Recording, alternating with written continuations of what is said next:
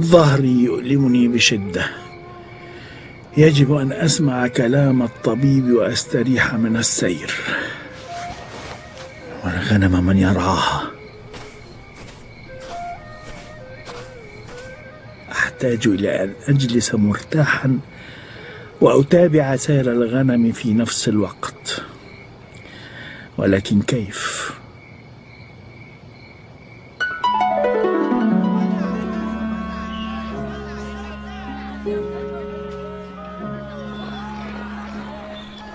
أهلا أهلا يا حج صادق، تفضل تفضل.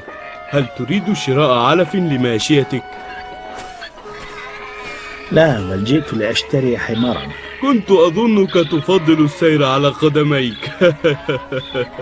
هذا صحيح، ولكن مضطر، فظهري يؤلمني وأحتاج إلى الجلوس. ما رأيك في هذا الحمار القوي؟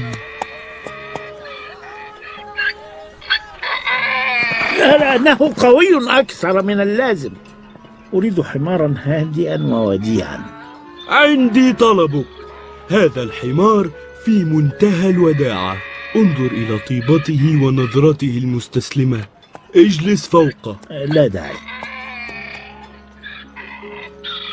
لا تخف، اجلس يا سيدي. لماذا لا يتحرك؟ لأنك لم تأمره بالحركة. الحمير لا تتصرف من تلقاء نفسها، تنتظر دائما الأوامر والتعليمات. سير يا حمار. جي.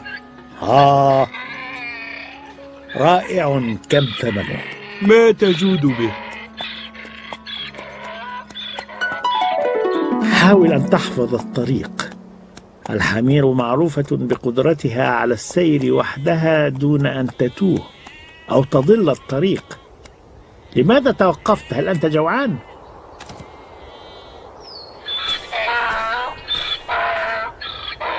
لا ترفع صوتك هكذا. تفضل، كل بالهناء والشفاء. هل تعرف بأن لك جدا قديما عاش معجزة خارقة مع أحد أنبياء الله؟ سأروي لك قصته. عاش جدك القديم في عصر نبي الله العزير عليه الصلاة والسلام، وهو أحد أنبياء بني إسرائيل. كان يدعو الناس إلى العمل بالتوراة والتمسك بالوصايا العشر التي جاء بها موسى عليه الصلاة والسلام، بينما كان أغلب القوم يعيشون حياة فاسدة يسودها الغش والكذب والخداع.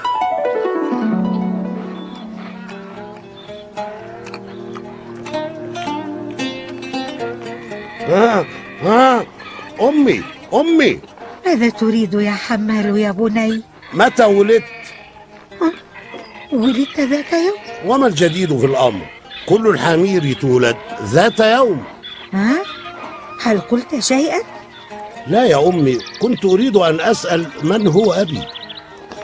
كان جدك القديم وحشا عظيما يصارع الأسد، وهذا للعلم. كيف هذا؟ كانت الحمير في الماضي حيوانات برية، وكانت الوحوش تعتبرنا طعامها المفضل. ثم ماذا؟ فكر جدك في أن يعمل بعض أولاده خدما عند الإنسان هربا من أنياب الأسود، فترك الإنسان يستأنس أخيب من في ذريته. ومن ساعتها أصبح الحمير نوعين: نوع وحشي أوشك على الانقراض، ونوع آخر مستأنس يعيش في خدمة الإنسان، وهذا للعلم. لم تقولي لي من هو أبي. لا أعرف. الحمار يا ولدي لا يعرف من هو أبوه، وبعد قليل ستكبر وتنسى السؤال عن أمك. هذه طبيعة الحمير، وهذا للعلم. سؤال أخير: لماذا تقولين دائما في آخر الكلام وهذا للعلم؟ لا أعرف. الحمير لا تشغل نفسها بالتفكير فيما تقول، وهذا للعلم. أنا سيدك الجديد، اسمي حزيائيل، أغنى تاجر في هذه المنطقة. وأنا خادمك الجديد، اسمي حمال، وهذا للعلم. لماذا ترفع صوتك أيها الحمار؟ لماذا الضرب؟ لقد كنت أحبك لأنك نحيف ولن تؤلم ظهري، لكن إذا كنت ستضرب فسوف أكرهك، وهذا للعلم.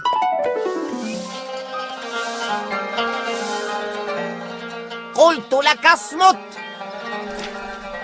يا عرنوسة، يا زوجتي الحبيبة، لقد اشتريت حمارا جديدا.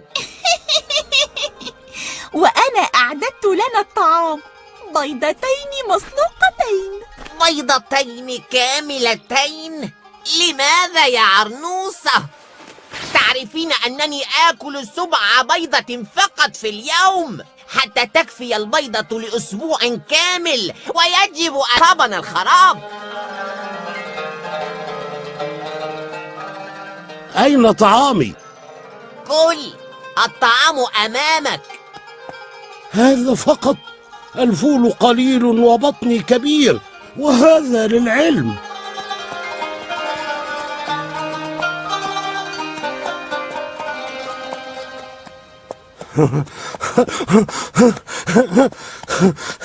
كان جدي الكبير حمارا عندما قبل العمل عند الإنسان. ما هذا؟ ماذا بك؟ أشعر بالتعب والحر والجوع والتعاسة، وهذا للعلم. تتحدث عن العلم؟ إذا أنت عالم. لا، أنا حمال، اسمي حمال. وأنا نهوقة، أنا سعيدة برؤيتك. سعيدة في هذا الحر؟ هل أنت مجنونة؟ ما هذا؟ تتوقف عن العمل لتتحدث إلى الحمير؟ خذ! لا تضربني أمامها. سوف أمزق جسدك بهذه العصا أيها الكسول. قلت لا تضربني أمام هذه الحمارة الغريبة المجنونة. إنه يتحمل الألم من أجلي، كم هو طيب وحنون. هيا هيا تحرك، قلت لك تحرك، سوف أحضر سكينا وأذبحك به. لا، أنا لا أريدك أن تذبح. لا تخافي، إنه أبخل من أن يذبح حمارا اشتراه بالمال. وبما سيفيد موقفك هذا؟ لا أعرف، ولكن أي شيء سيحدث أفضل مما أنا فيه. لقد طفح الكيل وفاض وانسكب مثلما تنسكب المياه من دلو قديم. بهذا هل أنت شاعر؟ نعم، شاعر بالجوع والتعب، وهذا للعلم. حزيائيل، لماذا تدفع الحمار بدلا من أن تركبه؟ اسألي الحمار، إنه يرفض السير. لابد أنه جائع.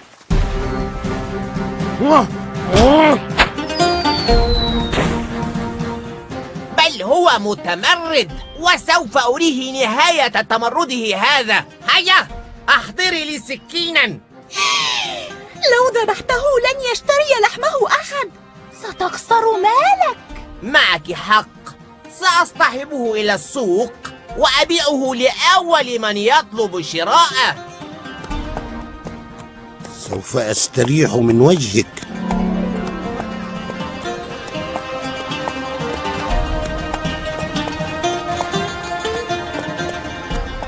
كيف حالكم يا أصحاب؟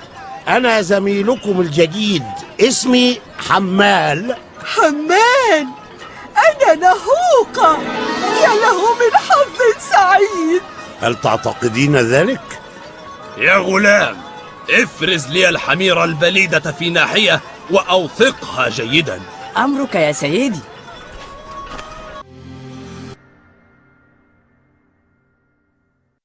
ماذا سيفعلون بنا؟ لا أدري، ربما يعطوننا المزيد من الطعام.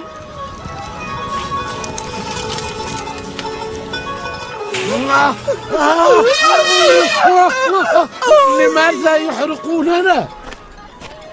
معذرة يا سيدي، لماذا نكوي ظهور الحمير؟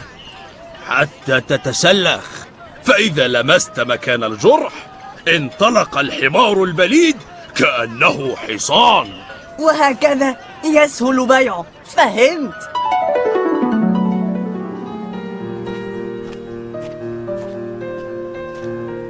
أهلا بك، أنا هانم خادمة سيدي عزير، ولكنه يعاملني كابنته.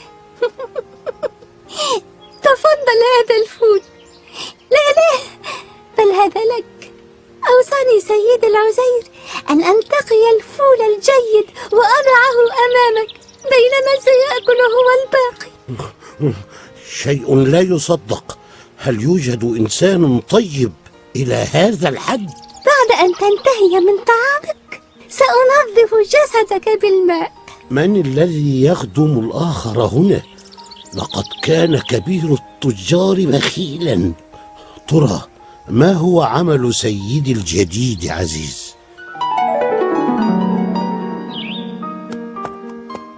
حمال، لم أعرفك.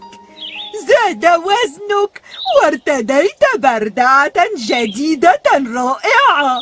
نعم، أحضر لي سيدي عزيز بردعتين جديدتين وأنا سعيد بهما، وهذا للعلم. اسمه عزير يا حمال، إنه عزير وليس عزيز. تعمل عنده ولا تعرف اسمه؟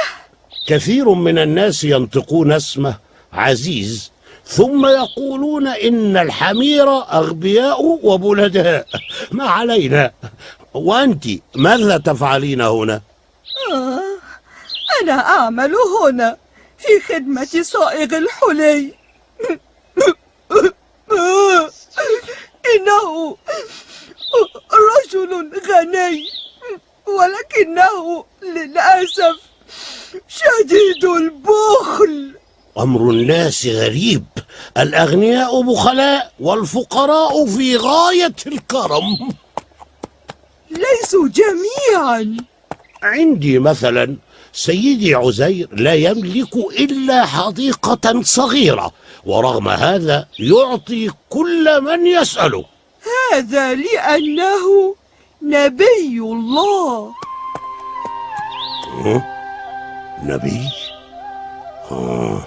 فهمت الآن لماذا يدور على الناس في بيوتهم ينصحهم بعمل الخير وترك الشرور. كنت سأشك في ذكائي. نبي.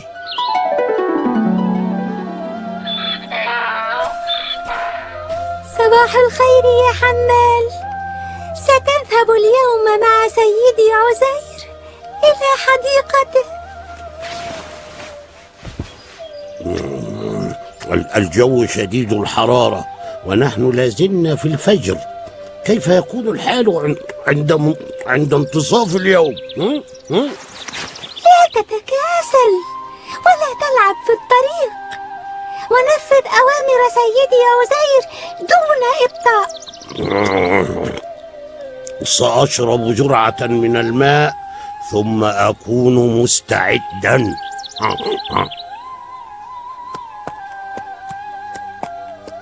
لا أدري لماذا أشعر اليوم بقلق على سيدي عزير.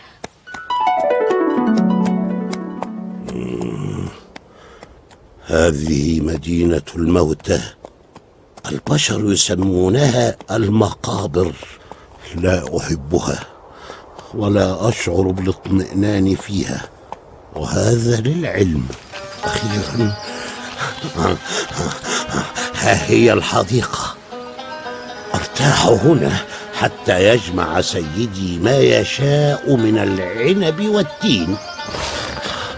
لا بأس من تناول قليل من العشب، لا مانع من تناول كمية أخرى قليلة لتعيد إلي النشاط. امتلأت السلتان وامتلأ بطني أيضا، وهذا للعلم.